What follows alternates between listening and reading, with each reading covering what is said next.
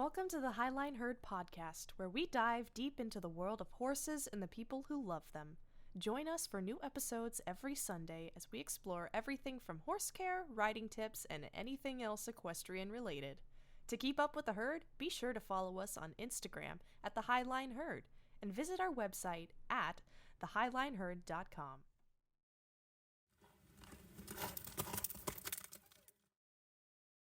Hello and welcome to another episode of the Highline Herd. I'm Skylar. I'm Shelby. And today we're going to be talking about horse and rider pairing. Yes, so I know this is kind of a hot topic. Horses have a weight limit, whether people like to admit it or not. I know a lot of lesson barns really struggle on how to turn someone away because they don't have a horse for a rider.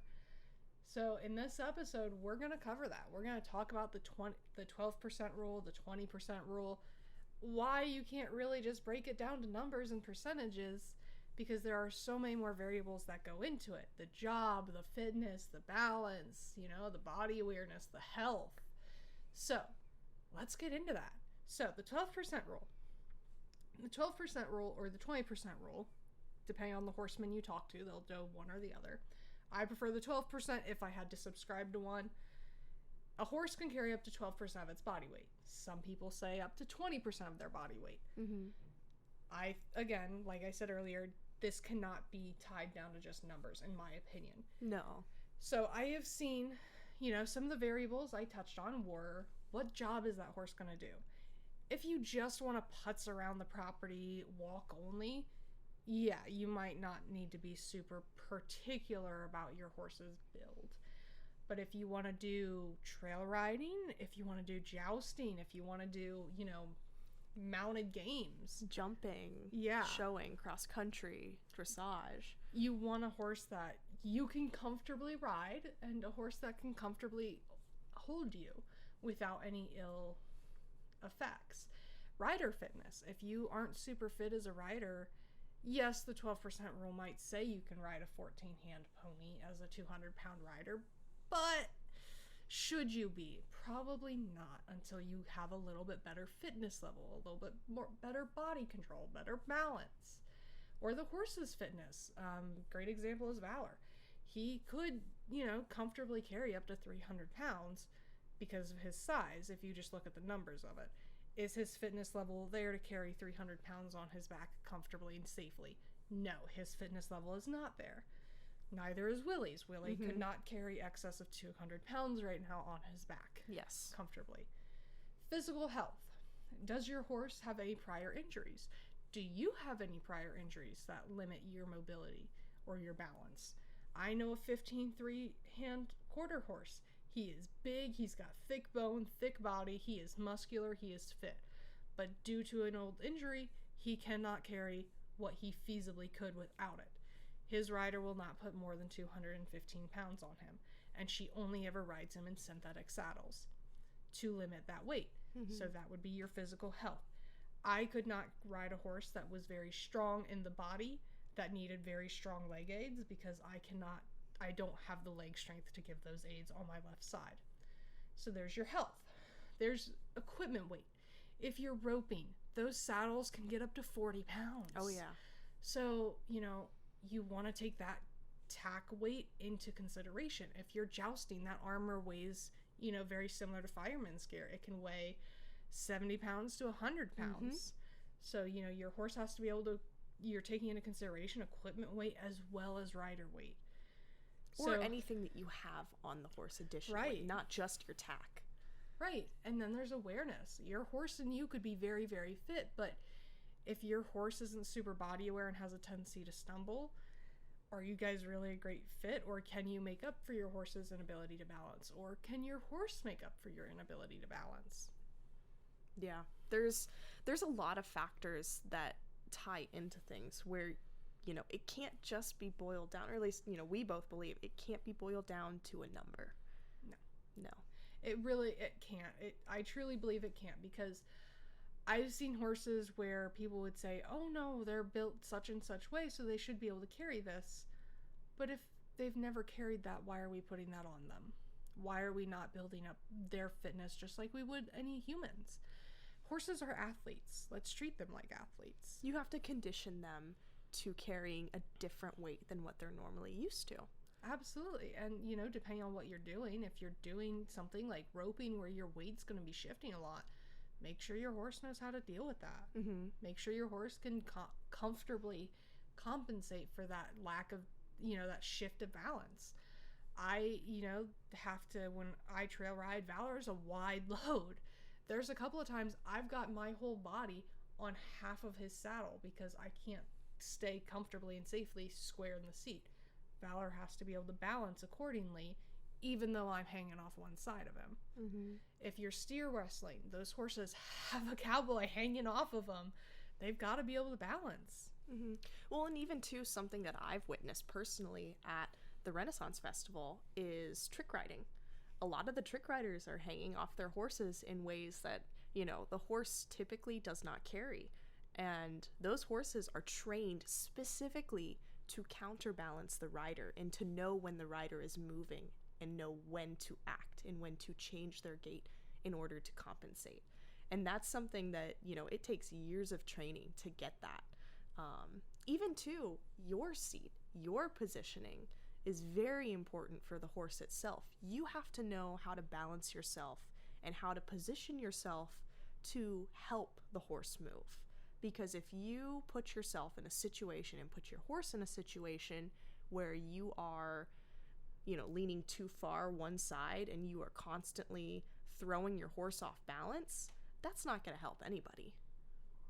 No, I mean, balance is a huge, huge key. Again, if I'm hanging off the side of my horse on rocky trail, I need to have confidence my horse can hold his own and autopilot and balance himself. If you're trick riding, you got to be sure that horse can comfortably handle you swinging off the side of him and back around, because it's very easy to get hurt in these situations if the horse cannot help you. If the horse cannot help itself, someone's going to get hurt. Mm-hmm. And another example too, circling back to the Renaissance Festival, because I have worked there for years and I have been there years and years and watched different groups and different folks, different horses and rider pairings. So that's a great place to just kind of sit and look and focus on, okay, what horse matches their rider? What horse maybe doesn't match their rider?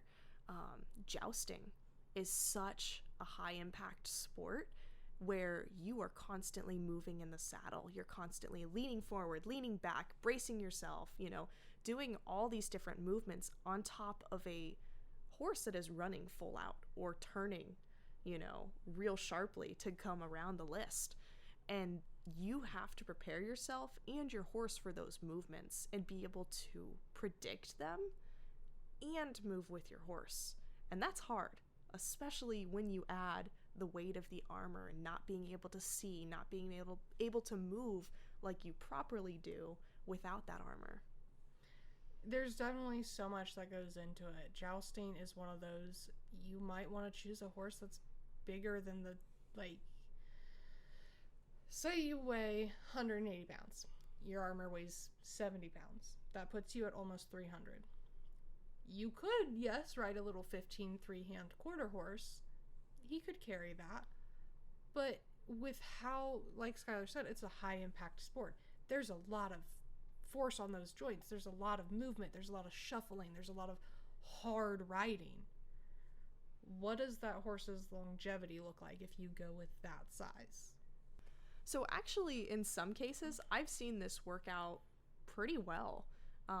Specifically in the jousting, there was a 15-hand Arabian quarter horse cross, and he was carrying, a larger rider, especially with that armor, that was reaching that 20% quite easily. But the reason it worked is the rider was fluidly moving with the horse and adjusting with the horse in a way that he didn't hinder any of the horse's mobility. He didn't, hit the saddle too hard. He didn't do anything that bounced him in the saddle, or anything of the sort. He didn't create any rigid walls either. The horse was able to move fluidly and compensate without the rider blocking that compensation. Exactly. When the horse leaned, the rider leaned, and he made sure that he was center with the horse the entire time. It was very, very impressive to watch and see because, yes, it is pushing that weight limit, but both the horse and the rider are extremely fit. The rider knows exactly how to balance his body, and the horse knows exactly how to balance his body, and the two were able to move fluidly together very, very well. Yes. Yeah, and I've also seen it in the same situation of jousting. There was a taller rider. So with him and his height and the equipment, because his saddle was a little bit on the heavier side as well, he was riding a just barely 16 hand, and this horse was not in the best weight shape, but he made it work. He made it work because, again, the rider was pushing that 20%, but he was right there with that horse. He was center with the horse. He was balanced. He was turning with the horse, moving with the horse, everything to help that horse function as properly as possible. And then there's also the care that goes into it after. Most of these guys, you said, after they ride their horse is their first priority. Yes. Oh, entirely. Both of those riders, their horses are their first priority. As soon as the show ends, they are dismounting after walking their horse and cooling them off, taking them straight backstage, right to a bucket of water, right to pulling all that tack off, getting hosed off, everything. All the care that they need to decompress from a show. And that is equally as important as well, because those horses are happy. They're content with what they're doing because they have that care put into it. They're definitely well cared for and well managed because, like you said, they're pushing that 20% weight rule in a very high intensity sport. It's not just intense on the physical side, it's also very taxing mentally because horses are prey animals and you're training them to charge at one another in a very loud, chaotic environment. Yes, of crowds of more than 2,000 people. So, yeah. Yeah, so, these riders but they are doing everything in their power to assist their horse. Mm-hmm. They are very fit themselves. They take very good care of themselves. They take very good care of their horses. But we've also seen it. We've also seen videos where riders go into a jousting and it's not the best pairing, and you can tell. Yeah. The horse is thrown off balance. It stumbles. The rider is almost on the pommel of the saddle. So when that horse stumbles, the rider is thrown even more forward, and all of that weight gets put on the horse's shoulders, which is more damaging in the long term, which means that pairing is not the right pairing. Yeah. No, there's definitely bad examples out there. But let's break away from the jousting, because that's not a very common thing for most equestrians. It's not, but it's a great example of a high-intensity sport. Yeah. And, we're trying to go... While we did some research for this episode, unfortunately, this is one I realized as I was doing the research, it's kind of word of mouth because everybody's got a different opinion on this stuff. Word of mouth and experiences. Yeah. And, let's pull away from jousting and let's go to something very common. So, we touched on trick riding. We touched on steer wrestling, where people are always throwing their weight one way or another. But let's talk about what majority of horse riders do. Let's talk about what majority of people do and probably don't even think about. It's in the back of their mind. It's not even commonly thought of, but we've seen quite a bit. And that's, if you want to trail ride, if you want to seriously trail ride, how do you properly pair a horse and rider for that? Exactly. So the best example that I can think of is us taking that trip to Hocking Hills, and we met up with a couple of friends. And I think the first thing that you said to me when we walked up to them is, "Oh my God, they match their horses entirely." And that was the case. There was 3 riders and 3 horses that we met up with. And each of the riders were probably pushing maybe if you had to put a percentage on it. I would say the one rider was probably I don't know though. Their horses, I would honestly say they were probably right in the 12-15. I would say, yeah. They were right there in that perfect kind of number portion that you want to be at. But it's not just weight. It was also about build. Like, the little Korab was perfectly matched to his taller, thinner rider, because Korabs are naturally a little more agile, thinner, narrower build, narrower bone. Mm-hmm. He was perfectly matched to his rider in terms of build. His rider was the exact same way. The spunky little, I don't want to use this word because it sounds negative, but I can't think of another one. There was a ratty little pally, I think it was. He was a quarter horse. He was a little ratty looking. He was a little rough, but he was perfectly matched to his rider. They were both very thin, but they matched perfectly.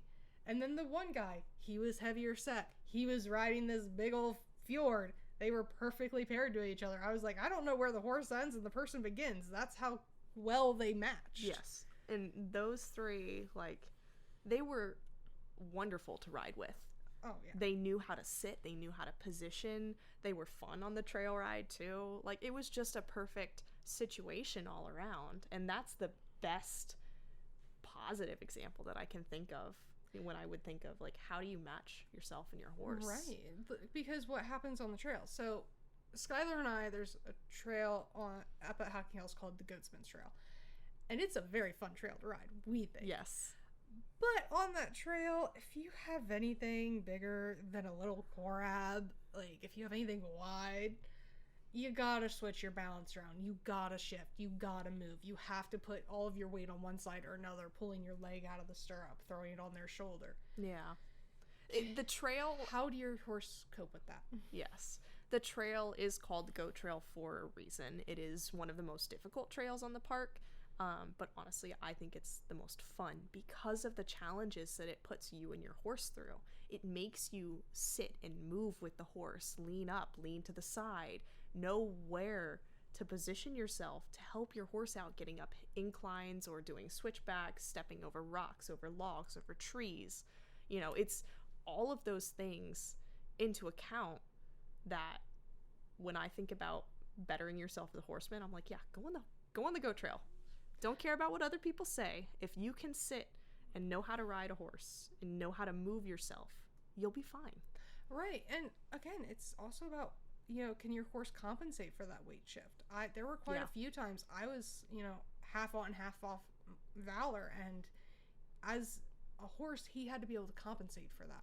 On a tight trail, on a trail where there's no room for error, he had to be able to comfortably compensate for that. And I had to trust that he could do that. Mm-hmm.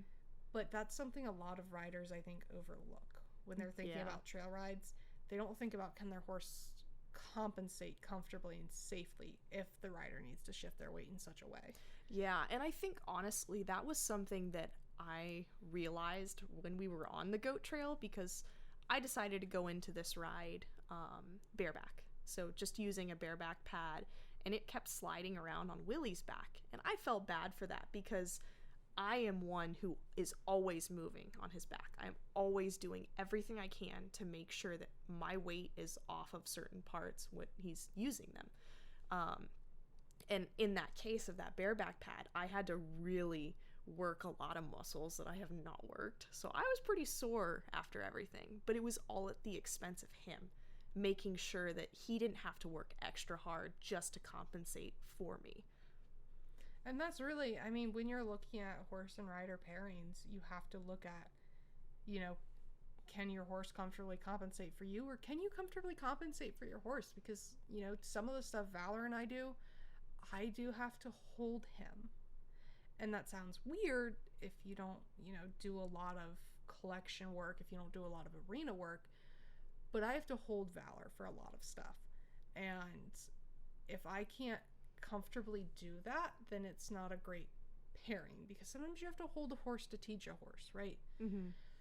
So just as they have to be able to compensate for you, can you compensate for them? Do you know how to adjust their body, how to teach them to hold and adjust their body? So, just those are a couple of good examples. But, let's touch a little bit on examples of not so great pairings. One thing I see a lot of, and I believe everybody should be able to ride, I just believe it should be done as safely and educated as possible. So I'm going into that with that. Yeah, none of what we're about to say is to bash any rider, any person in any way, shape, or form. Absolutely not, because there is a lot of information out there, there's a lot of opinions out there, and it's very hard for people to agree on some stuff. Yeah. And what a horse can carry for some strange reason is sometimes, like, the shot heard around the world and the whole war starts. So,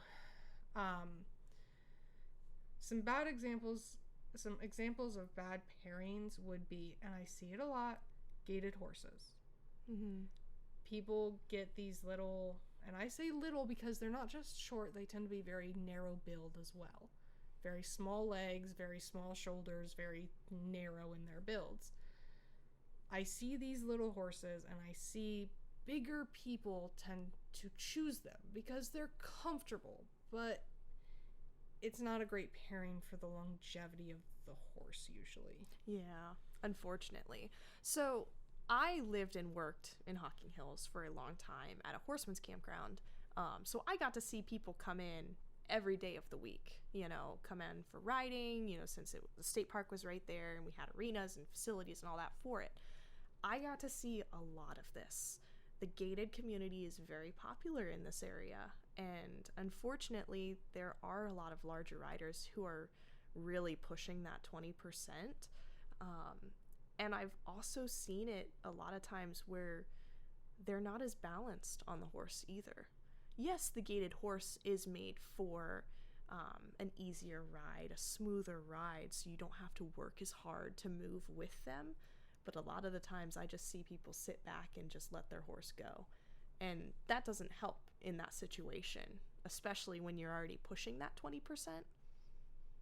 Yeah, and like we said, this isn't to bash anybody. It's just we aim to educate and raise awareness.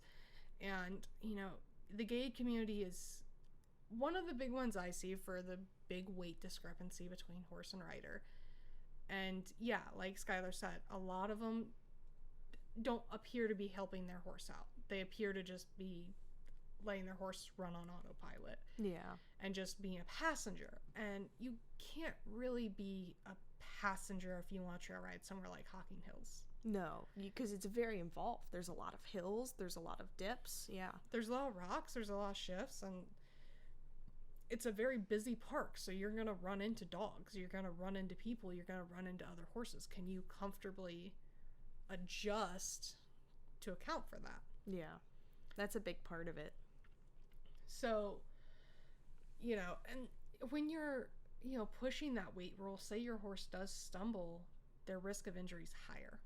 Yes, especially and your injury level is up there as well, because if you're not center, if you're not balanced, if you don't know how to move and position your body, you're setting yourself up for failure.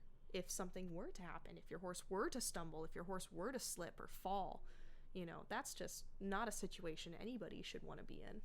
No, and that's why we talked about there's variables. Like, yes, we've seen riders that, can push that 20%, sometimes even a smidgen over.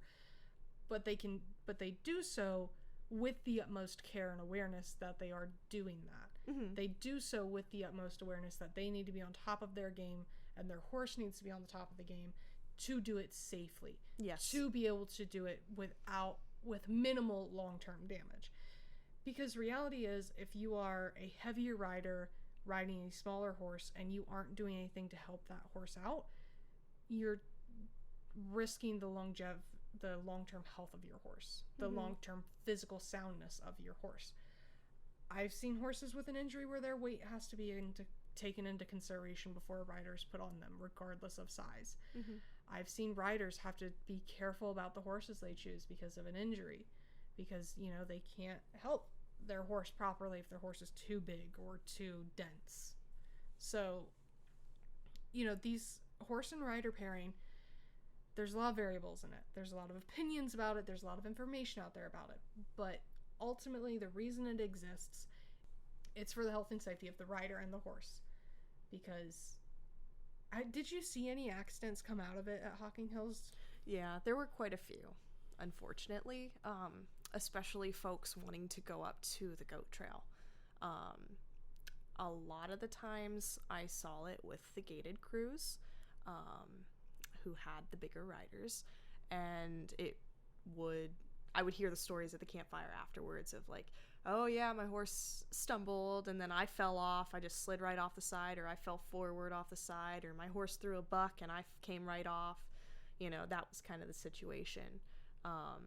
So I did see that side of it. And actually, there was a couple of cases where people had to be, taken to the hospital after a bad fall just because of the situation that they were in and everything that had happened the way that it happened. And I know we mentioned gated, but again, we're not bashing any particular group. I've seen it in all sizes. Oh, yeah. I've seen these little itty bitty people that weigh maybe 100 pounds soaking wet on 18-hand warm bloods, and they have no control over the horse. And it's just because it's a bad pairing. Mm-hmm. That's something I try to be aware of, is I like bigger horses, but after having Valor, I know a horse bigger than him isn't going to be the best fit for me, because reality is they can overpower us at any weight limit, but certain weight classes have a different ability to do so. Yeah. If you get into an 18-hand warm blood and that's what you want to ride as your regular mount, it better be soft, because you're not going to be able to one rein stop that horse if you needed to, because you just aren't going to be able to get the leverage. Yeah, and I saw that a lot with the jousting. Like, some of the bigger jousting horses, when they had the smaller riders on them, oh yeah, that horse would just plow through them. And that's the other thing. Like, yeah, no, we talked about bigger riders on two small horses, but what about two small riders on big horses? Yep.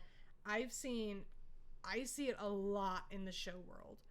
People will make excuses all the time for behaviors a horse does, when reality is it's the rider chose the wrong horse or is riding the wrong horse. If you weigh 100 pounds and you are on an 18-hand warm blood, you can't be expected to control that horse if something ultimately happens, because you can't get the leverage. You don't have the weight. The horse barely knows you're back there, let's be honest. Yeah. Sometimes. So just as, a big rider and a small horse is a bad pairing, it goes the other way too. Big horses and small people, like Skylar said, they can overpower their riders so much easier. And again, they barely know you're back there. Skylar's actually met a couple of fjords, and they have some of the strongest necks in the horse world. Oh my goodness, yes. So, yeah, if a smaller rider gets on those horses and that horse decides to put its head down, you're going to be pulled around and do whatever the horse wants, right. Honestly, when it comes down to it. And I've also seen people ride the smaller ponies who are just at the right percentage, so to say. Sometimes those ponies even pull them around. So it doesn't always include the horse's weight and the horse's build, but it's a good thing to keep into consideration, because it can happen. And, if something happens, what can you do for your horse? I'm pretty confident if something happened with Willie and Skylar needed to help roll him over, or at the very least shift him, we'd be able to. She could. If I had to do that with Valor, I don't know that I'd be able to. Yeah, that's fair. And that's something you have to consider is, like it or not, brute force, raw strength is needed with horses. So how much can you apply to the horse you've chosen? Yeah. We don't like it. It's not a fun thing to admit, but it's necessary. Yeah. I mean, they are prey animals. They are much larger and much stronger than a human is and will ever be. That's just the truth of it. So you have to account to how strong you are, and if you are able to physically handle your horse if something were to go wrong or if something were to happen in an emergency situation. Right, and don't get me wrong, training plays a huge, huge, huge factor. If Valor wasn't as easygoing as he is, if he wasn't as willing to learn and listen and trainable as he is, he would be a handful. Because if he decides to rip his foot away from me, I'm not holding on to it. Does not matter how strong I am, he is significantly stronger in that department. Luckily, he's very nice-minded, so if it takes even the slightest bit of effort, he's not going to. Yeah. Well, and that's something that I'm going through currently with Sundown, my Mustang. Now, he's only 2 years old, but he's already getting close to like 15 hands. So he's going to be a bigger horse. Something that we're working with right now is picking up feet. And he doesn't like it. He'll get annoyed and he'll just start ripping his feet away from you. And I'm trying to get him to the point where he'll release it calmly. And I'll set his foot down for him. I'll do all the work for him. He just has to let me do it. And he does good, but then there's days where, again, he just rips his foot right away from me, and there's no point trying to hang on, because he is much stronger than me. It's just going to get somebody hurt. Yeah. But that's also where mindedness comes in, response to pressure and trainability. You can have a stronger horse, but you can train them to be soft. Yep. And it goes both ways. I've seen some big horses that are jerks, and I've seen small horses that are jerks. I've seen small horses be angels and big horses be angels. When you're looking at these pairings, take into consideration the mind as well. Yeah. So we know this episode was probably a little heavier than we normally do, but it's a very important discussion, and we're not bashing anybody. Our goal is only to raise awareness and education. Mm-hmm. If you are going to ride a horse and you know you need a certain size or build, stay true to that and look at why you need that. Yep. If it's personal preference, like I know some people insist on riding ponies and they have no business being on a pony. If your only reason for riding a pony is you prefer a smaller horse, that's not the right reason. No, it's not. If you want to ride a pony because that's how you best can apply yourself as a rider and it fits, you don't look, your feet aren't dragging the ground, great, yeah, go for a pony. If you prefer bigger horses and you can comfortably train them to be controllable, go for it. But if you're going to get a bigger horse and you have no idea what you're doing, take lessons, lease, get real world experience figuring out what build best suits you, because depending on the job, you're going to choose a different build anyway. You're going to choose different tack anyway, equipment, whatever. So I don't even think it comes down to numbers. I think it flat comes down to what are your goals. And you can only figure that out through experience and doing. Yeah. And a good trainer will tell you, trust me, if you have a trainer helping you to buy a horse, they will tell you what you can and cannot feasibly ride and ride well. Yep. Or they should. So we know this episode's not super fun or super goofy or has any cool stories, but this is one that needs discussed more, I think. Yeah. A lot of people push it under the rug or don't address it because they don't want to, because it has to coincide with people's weight, horses' weight, all of that. It's an uncomfortable topic. People get weird about it, but at the end of the day, understand that weight discussions in the horse world aren't about shame, or they shouldn't be about shame. It should just be about what's best for you and your horse. Yep. So, perfect. Everyone should ride. Everyone should enjoy, the joy of horses, but they should do so safely. Yep. So, that would be this episode. We look forward to seeing you guys next time. See you next time.